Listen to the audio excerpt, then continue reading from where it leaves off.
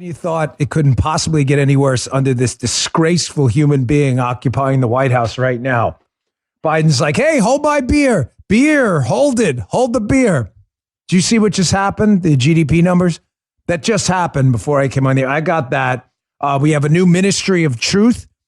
We're now full-blown propaganda star chamber, Soviet style, living in a tyranny right now. It's just amazing.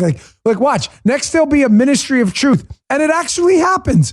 Slippery slope. You're on it right now. Loaded show today. Commissar. Yeah. It's getting bad. It's bad. What did you say this morning? Break it, take it. What did you say? Break it, take it, and remake it. That's what these guys are doing. Break it, take it, remake it. Brilliant. Joe. Yeah. That's absolutely what they're doing. Please tell me again how Joe Biden isn't intentionally trying to screw up the country. It is so obvious, folks. This is not a mistake.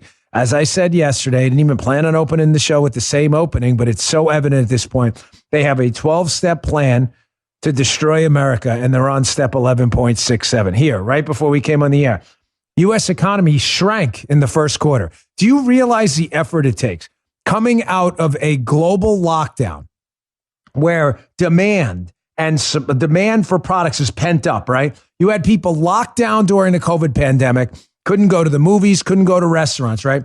The explosion in spending and productivity that should have happened as people went back to work. Do you have any idea how incompetent, what a dipwad, what a loser, and how much you have to hate this country to come up with negative GDP growth in the first quarter? Negative. For the liberals listening, that means less than zero. Oh! Do you have any idea how incompetent you have to be? Let me give you some numbers so you can comprehend this before I move on. I got other stuff. I didn't even plan on starting today. Here, Chiron, Fox. U.S. economy shrank by 1.4%. Here are some numbers. So the last quarter, when the full damage from Joe Biden hadn't really set in yet, the economy grew at 6.9%. Now, because Joe Biden's policies are now starting to calcify, his anti-energy policies, his inflation policies, his anti-business policies, the threat of his tax cuts, all of a sudden, we warned him things are going to slow down. Even conservative economists who knew Biden was going to destroy the economy said, all right, he's not going to slow it down that much. They estimate, and you can see it in the Wall Street Journal article I had up on the screen if you want to go to the website and read it.